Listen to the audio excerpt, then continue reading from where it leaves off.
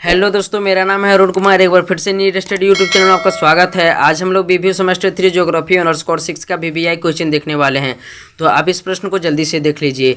तो समय को बर्बाद किए बिना हम लोग आज का प्रश्न देखते हैं। आज का प्रश्न है, भारत में सूती वस्त्र उद्योग के वितरण एवं विकास की व्याख्या कीजिए। तो आप इस प्रश्न को जल्दी से नोट कर लीजिए, क्योंकि यह प्रश्न एग्जाम में लगभग आता ही रहता है और इस बार भी आ सकता है। तो चलते हम लोग इसका उत्तर देखते हैं। तो सबसे पहले हम लोग यहाँ लिखेंगे सूती वस्त्र उद्योग, कॉटन टेक्सटाइल इंडस्ट्री। इतना लिखने के बाद हम लोग इसमें लिखेंगे सूती वस्त्र उद्योग एक शुद्ध कच्चा माल आधारित उद्योग है जो कपास से निर्मित होता है। इस उद्योग पर भारत का एकाधिकार काफ़ी प्राचीन समय से ही रहा है। कपास के खेती का प्रमाण सिंधु सभ्यता के मोहनजोदड़ो से मिलता है। तो जो भारत में है सूती वस्त्र उद्योग की जो स्थापना है वह काफ़ी प्राचीन समय से ही चलता आ रहा है, ठीक है। और जो इसका कच्चा माल होता है वह कपास होता है, जिसका प्रमाण हमें सिंधु घाटी सभ्यता के मोहनजोदड़ो से मिलता है।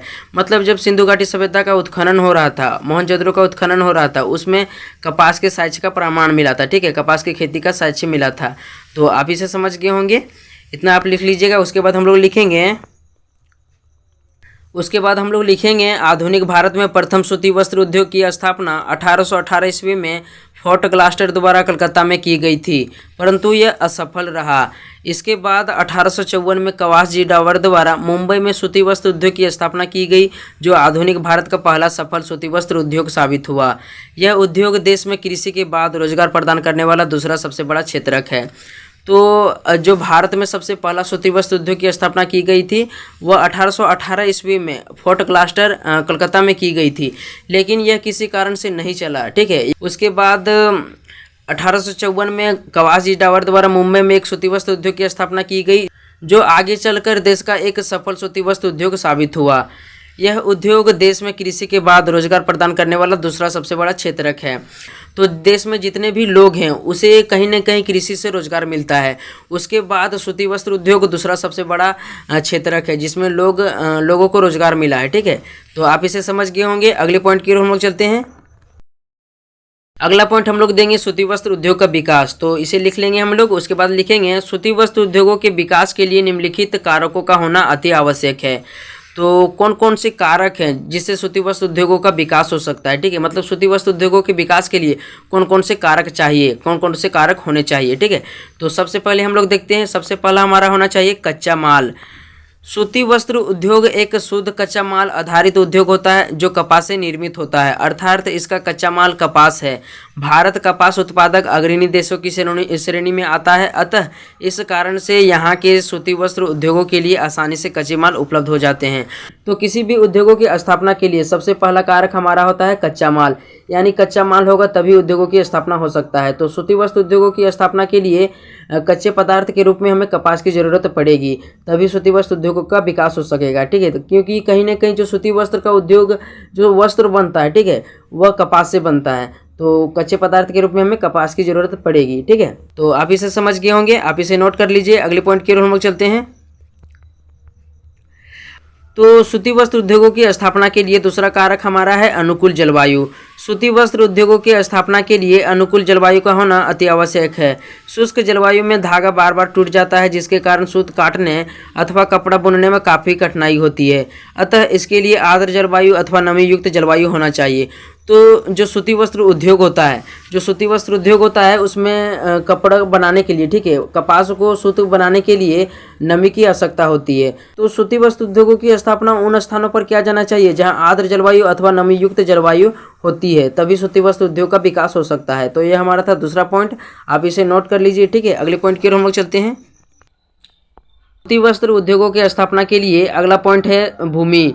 किसी भी उद्योगों की स्थापना के लिए भारी भरकम मशीनों की आवश्यकता होती है, जिसके लिए सूखी एवं कठोर भूमि होना चाहिए ताकि भूमि नीचे ना धंसे। तो सूती वस्त्र उद्योग में क्या होता है, बड़े बड़े मशीनों को लगाना पड़ता है जो काफ़ी भारी होता है, ठीक है, जिसके कारण यदि भूमि में मजबूती नहीं होगा तो वह नीचे धंस जाएगा।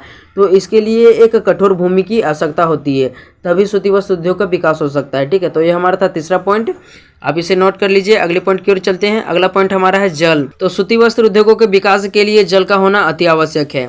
तो इसमें हम लोग देखते हैं सूती वस्त्र उद्योगों में लगे मशीनों को ठंडा करने के लिए, कच्चे तथा पके पदार्थों को धोने के लिए अथवा कपड़ों की रंगाई के लिए पानी की आवश्यकता होती है। अतः सूती वस्त्र उद्योगों की स्थापना समुद्रों, नदियों या बहुउद्देशीय बांधों के किनारे होनी चाहिए। तो सूती वस्त्र उद्योग में क्या होता है, मशीनों को ठंडा करने के लिए, कच्चे तथा पके पदार्थों को रंगने के लिए, ठीक है, पानी की आवश्यकता होती है। तो इसके लिए क्या होना चाहिए, जो सूती वस्त्र उद्योगों की स्थापना होता है वह समुद्र, बांधों या नदियों के किनारे होना चाहिए, ताकि जल जो होगा वह आसानी से मिल जाए और सूती वस्त्र उद्योग का विकास आसानी से हो सके, ठीक है, मतलब वस्त्रों के निर्माण में आसानी हो सके। तो यह हमारा था चौथा पॉइंट, आप इसे समझ गए होंगे। अगले पॉइंट की ओर चलते हैं हम लोग। अगला पॉइंट हमारा है शक्ति के साधन।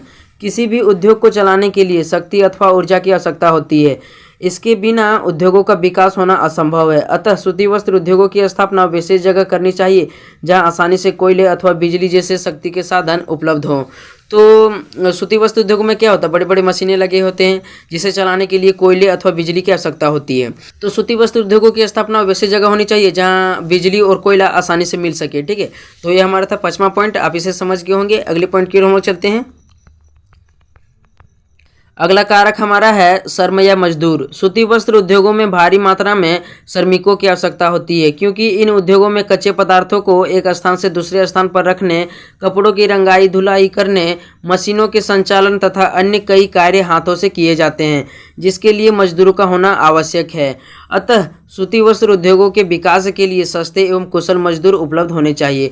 तो सूती वस्त्र उद्योग में क्या होता है, बहुत से कार्य जो होते हैं, बहुत से काम जो होते हैं वह हाथों से होता है, ठीक है, हाथों से करने पड़ता है। तो इसके लिए हमें एक कुशल मजदूर की आवश्यकता होनी चाहिए, ठीक है, तभी सूती वस्त्र उद्योग का विकास हो सकता है। तो आप इसे समझ गए होंगे, आप इसे नोट कर लीजिए। अगले पॉइंट की ओर हम चलते हैं।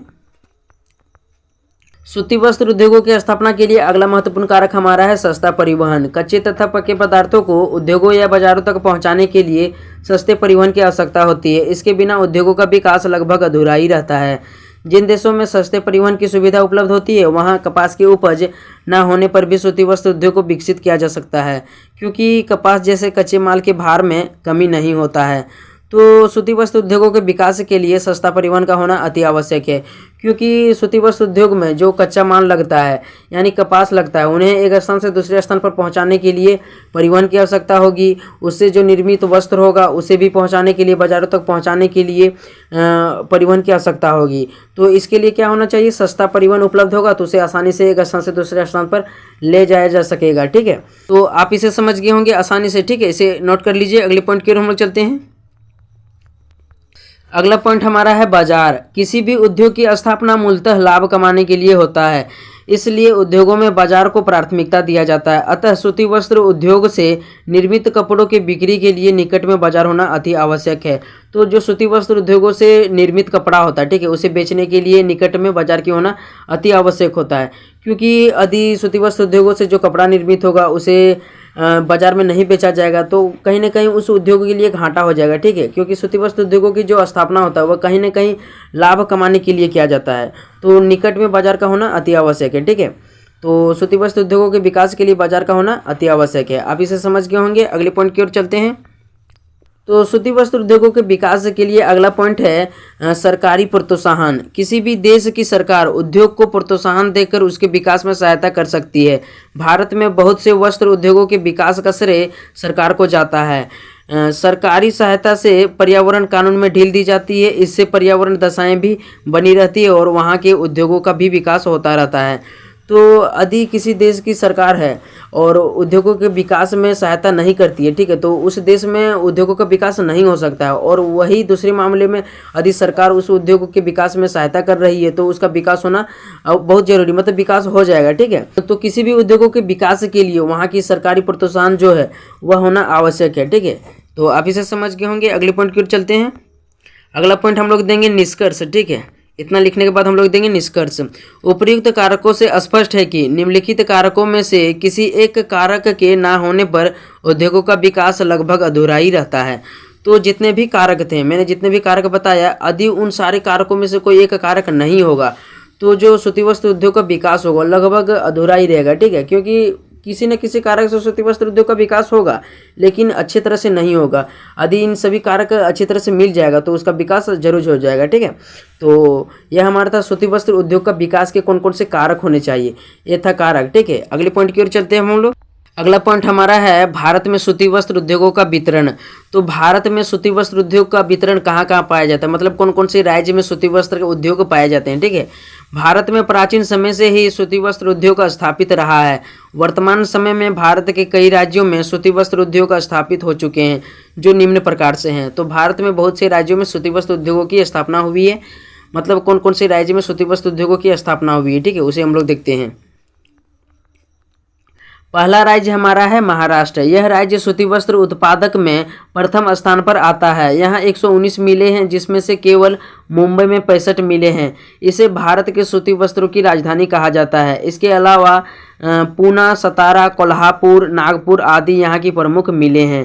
तो जो भारत का महाराष्ट्र है, ठीक है, तो महाराष्ट्र देश का प्रथम उत्पादक राज्य है, मतलब प्रथम सूती वस्त्र उत्पादक राज्य है।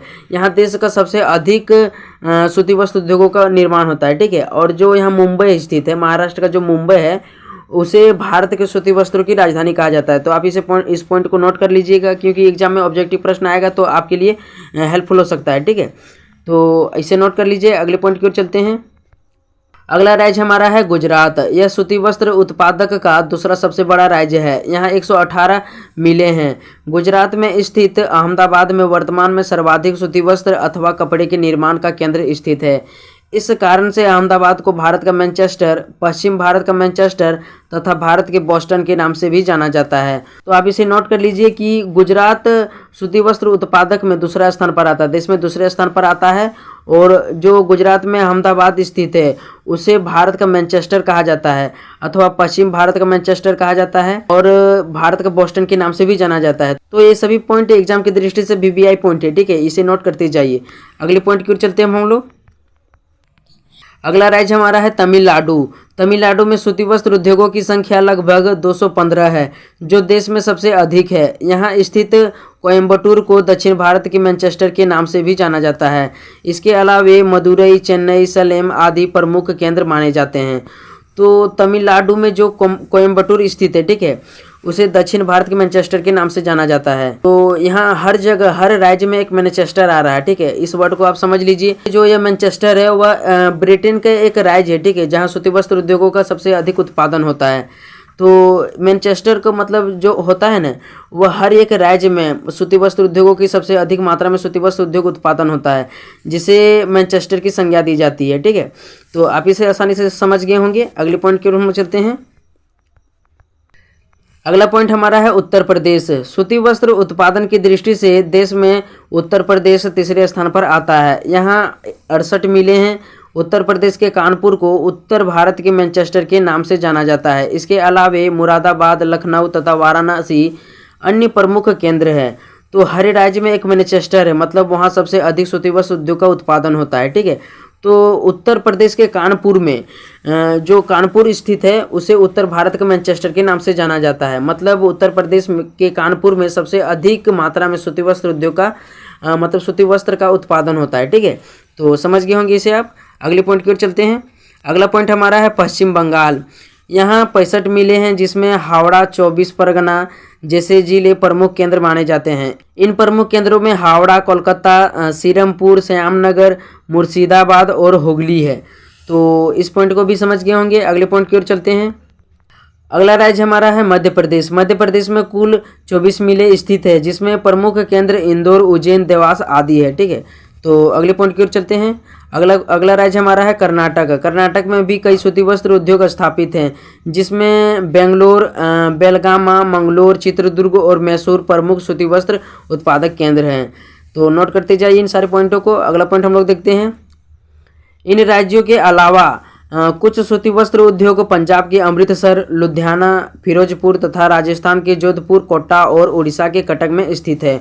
तो यह हमारा था सूती वस्त्र उद्योग के वितरण विकास। ठीक है, सूती वस्त्र उद्योग के विकास और वितरण। आप इन सारे पॉइंटों को जल्दी से नोट कर लीजिए। भले ही यह प्रश्न थोड़ा सा लंबा हो चुका होगा, ठीक है, लेकिन आप इस प्रश्न को जल्दी से तैयार कर लीजिए, क्योंकि एग्जाम में यह प्रश्न लगभग हर बार आता ही रहता है। तो मिलते हैं नेक्स्ट वीडियो में। वीडियो अच्छा लगा हो तो एक प्यारा सा लाइक कर दीजिए, और चैनल में नहीं तो चैनल को जल्दी से सब्सक्राइब कर दीजिए। तो मिलते हैं नेक्स्ट वीडियो में, तब तक के लिए धन्यवाद।